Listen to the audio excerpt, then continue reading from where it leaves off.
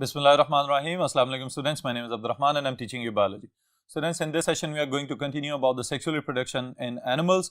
के animals के अंदर asexual mode of reproduction के अलावा जो advanced feature एक नज़र आया है that had led to biodiversity and variety in animals. इसके अंदर कौन कौन से topics हमने शामिल करने हैं इनकी details बोर्ड पे देखते हैं.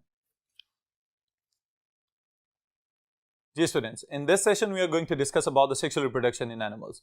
अब जब हम इंसान को देखते हैं तो हमें पता चलता है we are at the highest level of organisation as well as complexity. तो अल्लाह ताला ने हमारे अंदर सेक्सुअल रिप्रोडक्शन की एबिलिटी प्रोवाइड कर दी हुई है. लेकिन स्टूडेंट्स, इसके साथ ही साथ जब हम ये देखें कि जब हम एवोल्यूशन की बात करते हैं तो हमें पता चलता है कि इंसानों से पहले प्रोकैरियोटिक लाइफ से लेके और वर्टिब्रेट्स तक जो एवोल्यूशनरी प्रोसीजर्स हैं, the asexual type of reproduction was the primitive mode of reproduction. लेकिन सेक्सुअल रिप्रोडक्शन के आते ही बहुत ज्यादा डाइवर्सिटी और बहुत ज्यादा वैरायटी में इजाफा होता हुआ नजर आ रहा है. अब ये जो डाइवर्सिटी बढ़ रही है इसके पीछे बुनियादी तौर पे दो फैक्टर्स हैं. एक तो सेक्सुअल रिप्रोडक्शन में होने वाली क्रॉसिंग ओवर और दूसरी चीज जिसे हम कहते हैं जेनेटिक रिकम्बिनेशन, के हर मर्तबा गमीटोजेनेसिस यानी कि गमीट फॉर्मेशन के अमल के दौरान जो मियोसिस हो रही है उस मियोसिस के अंदर every time the homologous chromosomes they switch their genes between themselves. All right, तो इसको हम कहेंगे कि this is crossing over, also known as the genetic recombination. इसकी वजह से ये different products पैदा होते हुए नजर आ रहे हैं.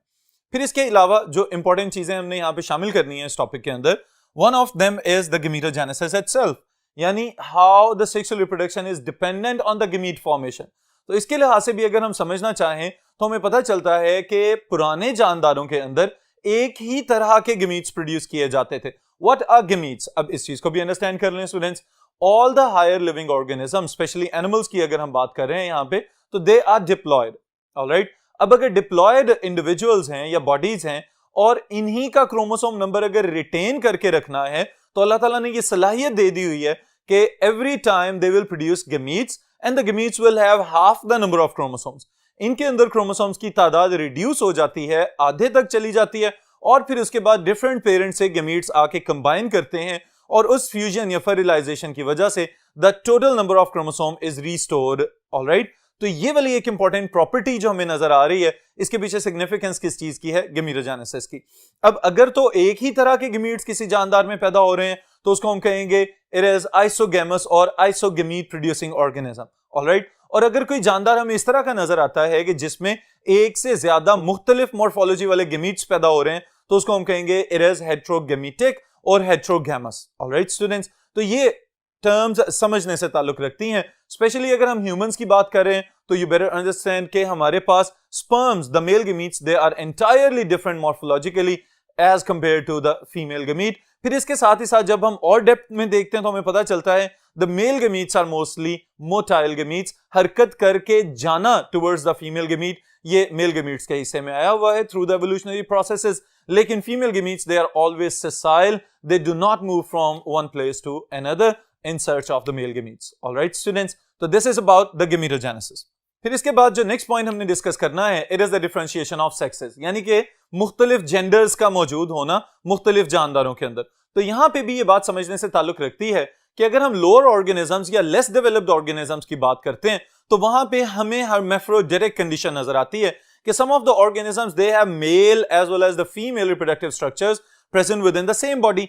एक ही बॉडी के अंदर मेल टेस्टिस भी नजर आते हैं और फीमेल ओवरीज भी नजर आती हैं. तो इस तरह की बॉडी को हम कहेंगे इट इज हर्मेफ्रोडाइट. ऑलराइट, और इन्हीं हर्मेफ्रोडाइट्स को हम क्या कहते हैं? बायसेक्सुअल. तो बायसेक्सुअल ऑर्गेनिजम्स कौन हैं कि जिसमें एक ही बॉडी के अंदर डिफरेंट टाइप के रिप्रोडक्टिव स्ट्रक्चर्स मौजूद होंगे. While on the other side जो यूनिसेक्सुअल लिविंग ऑर्गेनिजम्स हैं इनके अंदर हमें पता चलता है the male bodies as well as the female bodies are entirely separate and different from one another. और फिर उसी के लिहाज से हम ये भी अंदाजा लगा सकते हैं गमीटोजेनेसिस के जो पोजीशंस हैं यानी कि रिप्रोडक्टिव स्ट्रक्चर्स हैं they are also present in different bodies. तो these types of organisms are known as unisexual. All right, so humans को हम किस ग्रुप में शामिल कर सकते हैं इसका अंदाजा अब लगा सकते हैं. All right students, फिर उसके साथ ही साथ जो नेक्स्ट हम प्रोसीजर यहां पे शामिल करने जा रहे हैं it is one of the most significant evolutionary process in the sexual reproduction and it is fertilisation. जी स्टूडेंट्स, फर्टिलाइजेशन का नाम आते ही फौरी तौर पे आपके जहन में एक बात आ जानी चाहिए कि it involves the fusion of gametes. अगर गेमीट्स एक ही पेरेंटल बॉडी से प्रोड्यूस हो रहे हैं या डिफरेंट पेरेंटल बॉडी से प्रोड्यूस होकर आ रहे हैं, until or unless they will fuse with one another, they will combine, तो तब जाके हमें पता चलेगा कि ये जो फ्यूजन वाला अमल है, this is known as fertilization। और fertilization की significance क्या है, अभी मैंने आपको बताया था कि if the organisms are diploid, they will produce haploid gametes, and when the haploid gametes will combine with one another, the process is fertilization, and the main significant point is the restoration of the total number of chromosomes as it was present in the parents। Alright students, तो ये बुनियादी तौर पे अहमियत है fertilisation की। लेकिन जब हम मैकेनिज्म पे गौर करते हैं तो हमें पता चलता है कि अमंग द डाइवर्सिटी, जितनी इकसाम के जानदार मौजूद हैं हमारे इर्द गिर्द, पानी के अंदर रहने वाले या खुश्की पे रहने वाले या ज़ेरे ज़मीन रहने वाले, इन तमाम तरह के जानदारों में दो बेसिक टाइप्स की फर्टिलाइजेशंस पॉसिबल हैं। The first one is known as external fertilisation, यानी इस तरह की फर्टिलाइजेशन जिसमें गमीट्स पेरेंटल बॉडी से बाहर चले जाएंगे और एक्सटर्नल एनवायरनमेंट में जाके वो आपस में कंबाइन होंगे, और इस तरह के कॉम्बिनेशन को जो बॉडी से बाहर हो रहा है उसको हम कहेंगे दिस इज एक्सटर्नल फर्टिलाइजेशन। लेकिन यहां पे एक बात आपके ज़हन में फौरन आ जानी चाहिए कि अगर गमीट्स बॉडी से बाहर जा रहे हैं तो यहां पे इनको सस्टेन करने के लिए, इनको जिंदा रखने के लिए कोई स्टेबल एनवायरनमेंट चाहिए। तो वो जो स्टेबल या कांस्टेंट या नियरली कांस्टेंट एनवायरनमेंट है, it is available in the aquatic surroundings और प्रेमिसेस। तो पानी के अंदर जो जानदार रह रहे हैं या वो जानदार जो रिप्रोडक्शन के लिए पानी पे डिपेंडेंट हैं, उनके अंदर एक्सटर्नल फर्टिलाइजेशन एक्सपेक्ट की जा सकती है। फॉर एग्जांपल रेनी सीजन्स के अंदर हम देखते हैं कि बरसात में बहुत सारे मेंढक हमें अपने इर्द गिर्द घूमते फिरते नजर आते हैं, तो इनकी मिसाल हम एक्सटर्नल फर्टिलाइजेशन के लिए ले सकते हैं।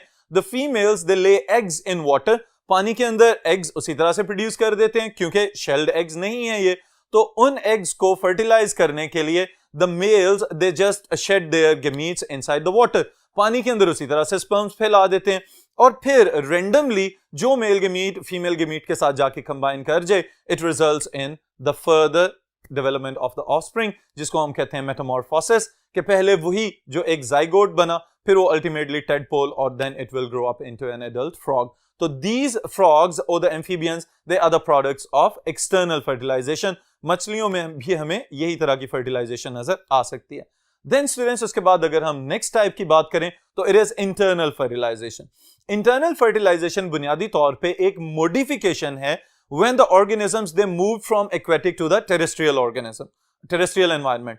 जब खुश्की वाले एनवायरनमेंट की तरफ आए हैं तो पता चला है कि यहां पे गमीट्स को सिक्योर और सेफ रखना भी जरूरी है ताकि सक्सेसफुल फर्टिलाइजेशन हो सके। तो उसके लिए अल्लाह ताला ने ये एडेप्टेशन दे दी है कि in different terrestrial groups of animals they have different genitals, जिन्हें हम जेनिटल ऑर्गन्स भी कह सकते हैं या एक्सटर्नल जेनिटलिया भी कहा जाता है, ताकि ये वो वाले ऑर्गन्स कहलाएंगे जिनका मकसद क्या है कि safe transfer of gametes from one parent to the other partner.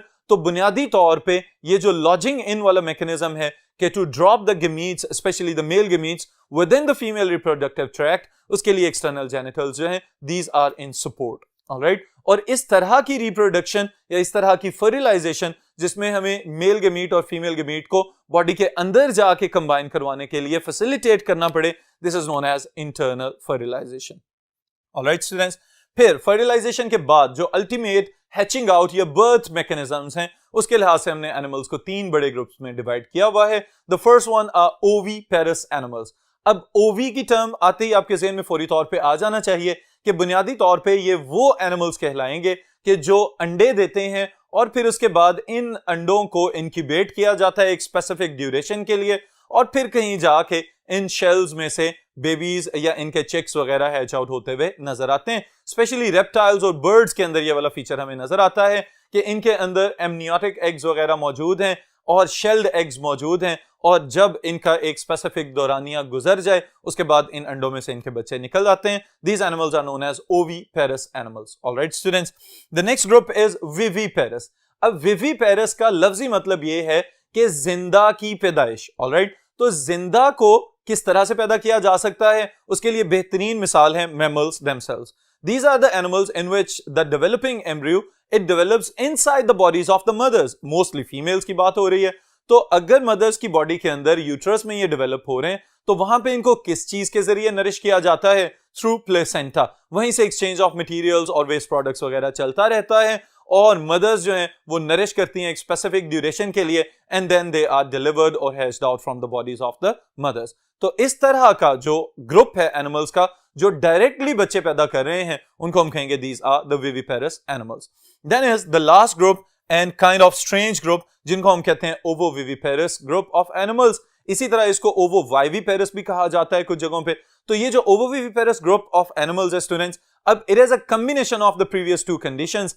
ओवो यानी यहां पे एग होगा एंड देन विवी, और जब बच्चे पैदा होंगे तो वो बिल्कुल लाइव या जिंदा कंडीशन में होंगे। इसका मतलब ये है कि ये ऑर्गेनिजम्स अंडे देते हैं इनसाइड द बॉडी, उसी के अंदर डेवलपमेंट स्टार्ट हो जाती है, फिर डेवलपमेंट एक सर्टेन रेंज तक पहुंचती है और उसके बाद फिर इन बच्चों को डायरेक्टली बॉडी से बाहर हैच आउट कर दिया जाता है। इस कंडीशन को हम कहते हैं this is ovoviviparity and the group of animals is known as ovoviviparous animals. This group it can be represented best by the duckbill platypus. इसके अंदर हम बेहतरीन अंदाज में ओवोविविपेरिटी ऑब्जर्व कर सकते हैं। फिर स्टूडेंट्स इन सब चीजों से जो भी हमने ऑब्जर्व की हैं, अगर हम एक जगह पे समराइज करना चाहें कि whether asexual reproduction is beneficial or the sexual reproduction is beneficial, तो आपको अंदाजा हो जाएगा कि asexual reproduction में रैपिड प्रोपगेशन तो नजर आती है, आबादी बहुत तेजी से फैलती है, लेकिन उसके बावजूद जो आइडेंटिकल जेनेटिक मेकअप इनहेरिट हो रहा है, अगर खुदा ना खास्ता कोई भी वबाई मर्ज या कोई भी और बीमारी फैल जाए तो उसकी वजह से सारी पॉपुलेशन लपेट में आ जाएगी। ऑन द अदर साइड जब हम सेक्सुअल रिप्रोडक्शन की बात करते हैं तो हम ये भी कहेंगे कि due to the sexual genetic recombination the organisms have developed diversity and variety, जिसमें अल्टीमेटली ऑर्गेनिज्म इवॉल्व होता चला जाता है from less resistant to more resistant that results in survival of the fittest. तो ये वाली सारी की सारी चीजें बुनियादी तौर पे क्रेडिट दे रही हैं सेक्सुअल रिप्रोडक्शन को। इस सेशन के लिए इतना ही, फिर इंशाल्लाह ताला नेक्स्ट सेशन में नेक्स्ट टॉपिक के साथ मुलाकात होगी।